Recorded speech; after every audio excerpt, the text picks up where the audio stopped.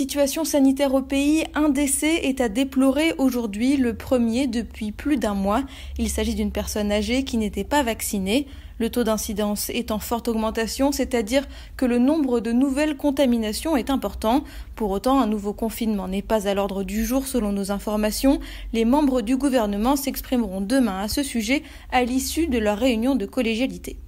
Presque 2 ans après les exactions à Marais, le grand chef Nesline a été interpellé et placé en garde à vue à Nouméa en tant que commanditaire des violences commises en novembre 2020 à Rault et qui avaient poussé des dizaines de familles à se réfugier à Montravel. Cette arrestation fait suite à 3 convocations de la gendarmerie auxquelles le grand chef n'a jamais répondu. 5 autres personnes dans son entourage doivent également être entendues. Pico.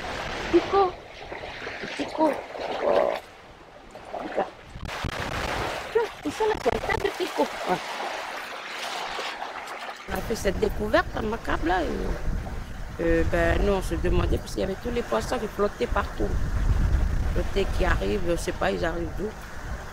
Fait inhabituel sur la baie Le Brie, la plage est jonchée de poissons morts. Un spectacle désolant qu'ont découvert les habitants de la tribu de Bas à Wailou dimanche matin, au lendemain de la puissante éruption d'un volcan sous-marin des îles Tonga. Ça c'est une loche. Ça c'est une loche, elle vient de par l'étuvier. On a trouvé des plus grosses aussi. Selon l'association environnementale de Wailou, plus de 25 espèces ont été répertoriées. Ce matin, des agents provinciaux ont été dépêchés sur place. Objectif, prélever des échantillons de poissons et d'eau. Ce qu'on a fait, on a pris des échantillons un peu partout. Il y a des sorties de criques là tout du long de la presqu'île. Sachant qu'il y en a une mine dans le haut. Ça fait voilà, quand on a pris des échantillons là on arrive en fond de baie, pareil, on va en prendre un peu dans le fond là. Et on va remonter sur cette rive là jusque la tribu de Kaora, au pire aller jusqu'au village. Ici, les habitants sont inquiets, leur garde-manger est menacé. Pour l'heure, aucune explication n'est avancée. Les enclaves, c'est toute la chaîne. Ça, c'est un biotope, ça. Ça, c'est un biotope.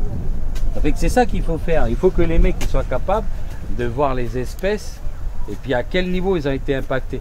Ça fait là, il y a les adultes et puis même les petits qui ont été impactés. Après, nous, on n'est pas scientifiques. Nous, on est juste les utilisateurs de l'espace ici. Le problème, c'est que les gens vont continuer à pêcher. Autre fait constaté, un mouvement des marées anormal. 2 minutes, regarde, il y a 2 minutes, elle était là. Elle était là, et puis là, elle va arriver là. 2 minutes, elle est là. Regarde, elle descend au fur et à mesure, regarde. Surveille s'il n'y a pas une grosse vague blanche qui arrive là. Voilà. Selon les premières constatations, seule la commune de Wailou serait concernée par ce phénomène.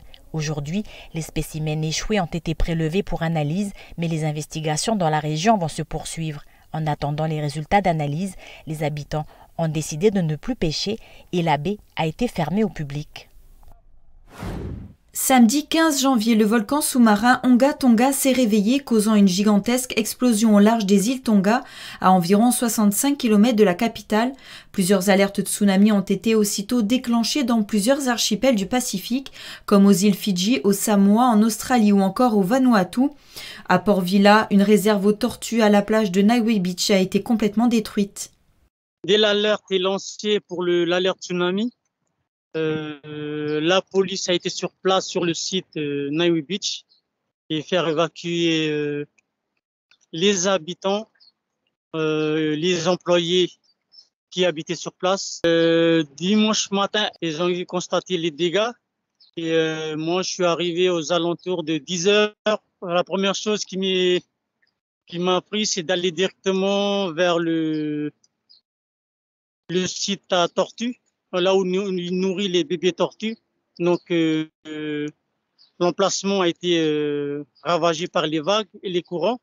Et même un peu plus haut, pour les requins, l'emplacement qui a été mis en place aussi, ça a été détruit aussi. Et j'ai posté sur les réseaux sociaux de Vanuatu pour alerter que le site est temporairement fermé pour la question de sécurité. Il y a eu aussi des alertes aux États-Unis, au Chili et au Japon, avec des vagues d'1,74 m.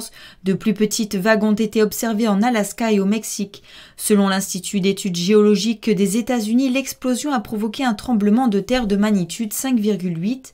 D'importants dégâts sont à déplorer. Sur la capitale tongienne, des bateaux et de gros rochers se sont retrouvés sur le rivage. Une personne a également disparu et aucune autre victime n'a été signalée. Actuellement, la communication avec Tonga est toujours coupée à cause d'un câble sous-marin endommagé. Cependant, Jacinda Ardern, première ministre néo-zélandaise, a déclaré que la situation sur place est stable, malgré l'important nuage de cendres. L'eau est cependant contaminée, un avion de reconnaissance doit survoler la région. Le roi Tupusis a dû être évacué du palais royal. Au Pérou, en revanche, à 10 000 km de là, 2 femmes ont perdu la vie noyées. La veille, par précaution, 22 ports ont été fermés et 23 personnes ont dû être secourues. Autre conséquence, au Japon, certaines zones côtières comme celle d'Amami-Oshima ont dû être évacuées à la suite d'un tsunami d'1,20 m. Des inondations ont également eu lieu à Hawaï, en Californie, où la montée des eaux a envahi Santa Cruz. Dans les prochaines heures, de faibles variations du niveau de la mer sont encore possibles et le risque d'une nouvelle éruption n'est pas exclu, mais globalement la menace est passée. Au pays, l'importante présence de gaz atmosphérique due au phénomène a transformé le ciel dimanche soir. Certains ont pu admirer ses belles couleurs.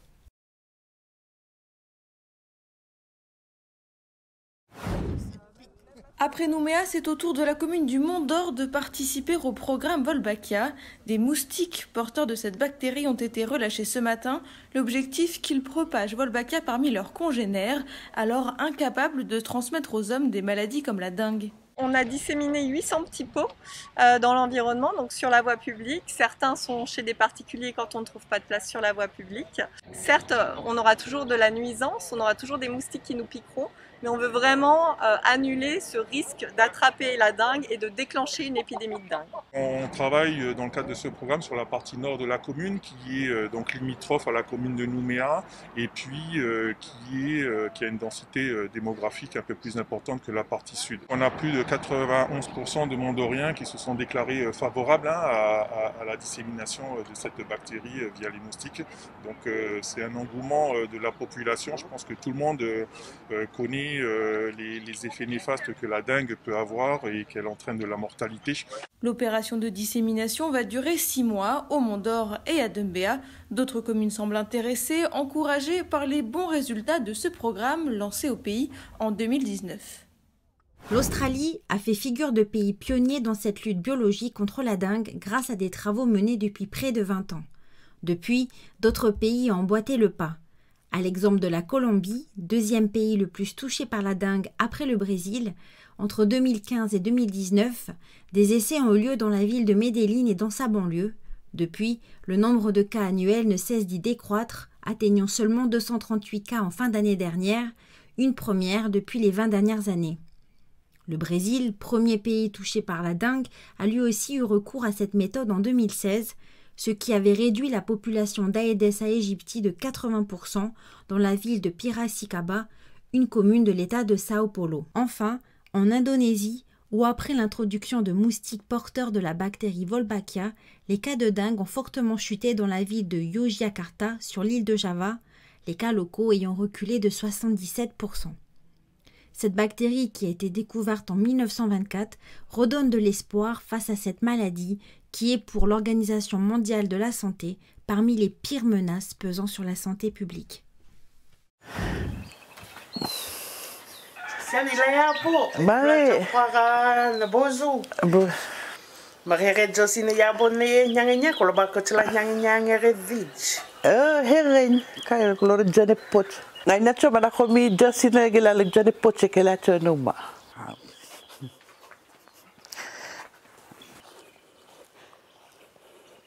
Amila Josine ganilare les feuilles jaunes. Les feuilles jaunes. Leur campmed. Manchule khorma lueche, antaniche. Gechule chemi penin makanyed.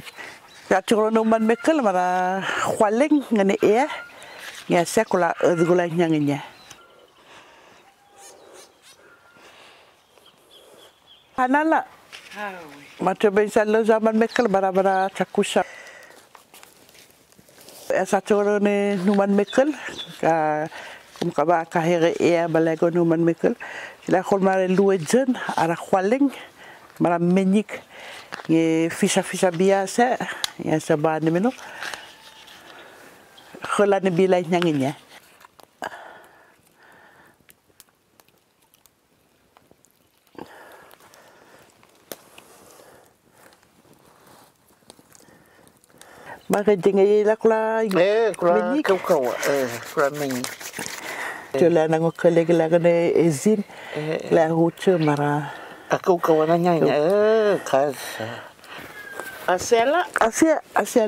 Pega muna na docina. Pega na bracia na gedabe. Gamela ko bakja na basia na geda. Mais khani me ge khad menuda. Nauleti. Kaloi. Habituée à organiser régulièrement des événements grand public, la tribu de Tchaput a tenu son premier stopover de l'année, vendredi dernier. Au-delà des produits du terroir mis en valeur, des randonnées inédites étaient proposées. Tatiana et sa maman étaient au rendez-vous. En fait, j'ai entendu parler avec ma mère. Elle m'a dit qu'elle avait vu sur Facebook un petit message qui disait il y avait une marche ici et tout. Au début, j'étais pas trop chaud, mais après j'ai dit allez, je vais aller parce que bon, ça fait quand même longtemps qu'on habite à Tchaput et on connaît même pas les endroits de Tchaput. D'abord, je croyais en fait c'était juste des grottes, mais en fait non, c'est carrément une grosse forêt derrière. Ça t'a plu? Oui, beaucoup.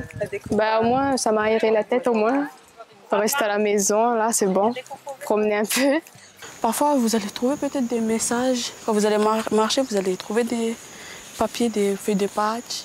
La bande qui sont partis faire la chasse ou aller au champ, ils vont écrire une lettre dessus.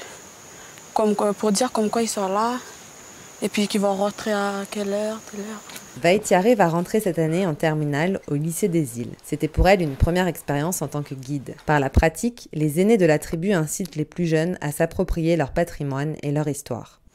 Ici c'était un lieu où nos arrière-grands-pères, tout ça, ne se réfugiaient avant quand il y avait la guerre et tout. Ils venaient ici pour se réfugier à cause des événements.